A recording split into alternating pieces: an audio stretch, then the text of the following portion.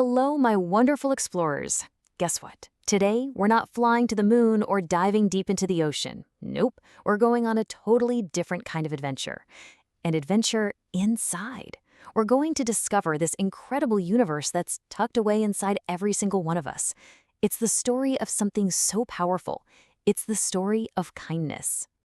But where does kindness even come from? Is it like a magic spell? Or maybe it's a rule we have to learn in a book? Well, let's find out together, shall we?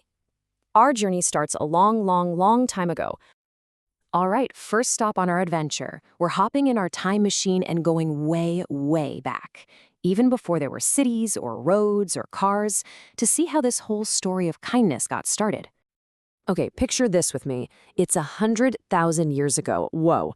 Small groups of people lived together, and they really needed each other to get by. So if one person found some yummy berries, they'd share. If someone got a scrape or felt unwell, others would help them feel better. And you know what? The people who helped each other were the ones who stayed safe and strong. So kindness wasn't a rule, it was just the very best way to live. And it's not just people who speak this language of kindness. Oh no. It's spoken all over the animal world, too. And they don't even need to use a single word. Just look at this. In the freezing cold snow, penguins get together for a big group hug to keep everyone warm. So cozy. And elephants, they make sure no one ever gets left behind. They'll always wait for their slowest friend to catch up. And if a dolphin gets hurt, its buddies will actually lift it up to the top of the water so it can get some air. Kindness is just their way of saying, hey, I see you, you're part of my team. Okay, ready for our next adventure? This time, we're going to shrink ourselves down, smaller than a little ladybug, and we're going to fly right inside our own amazing brains to find out where kindness actually lives. So, deep inside our brains, whenever we do something kind or when someone is kind to us, our brain sends out these tiny little messages. One of them is called oxytocin, but I like to call it the warm hug chemical. Because that's what it feels like. It's a little messenger that zips through your brain and gives you that super cozy, happy feeling when you share something or help out a friend. You know, our brains have two really interesting ways of thinking. We've got our me-first brain. That's the part that sometimes takes over when we're feeling tired or maybe a little bit grumpy or scared. But we also have this wonderful we-first brain, and it just lights up whenever we imagine how somebody else is feeling. That's our empathy brain. It's the part that reminds us, hey, we're all in this together. And it just feels so good to help. So being kind isn't just a nice thing you do for someone else. It's also like giving a gift to yourself. Seriously, when you're kind, your own body feels happier and calmer. It's almost like your body is whispering to you, yes, this feels right. This is exactly how we're supposed to be. Now let's see how all this stuff works in real life.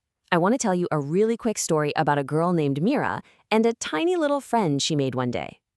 So one evening, Mira was walking home, and she saw a tiny little kitten, all by itself, shivering in the grass. Now, she could have just kept on walking, right?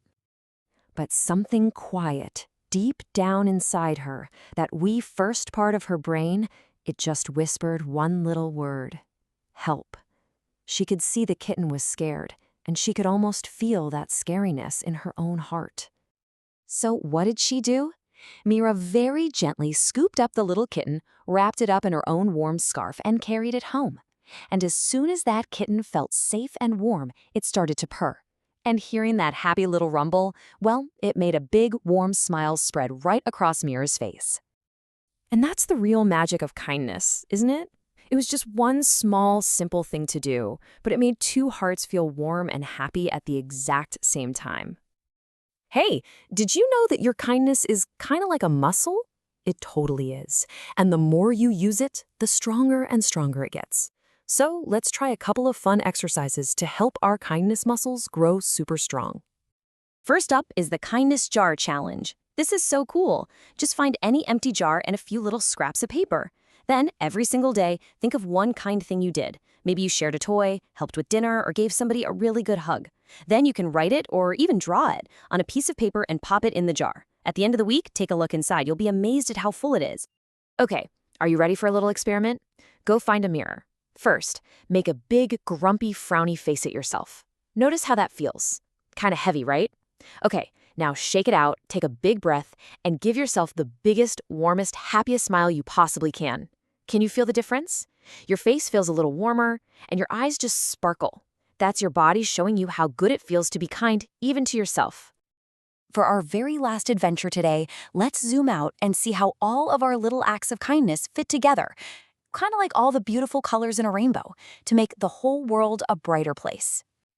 All across the world, people show kindness in lots of different ways.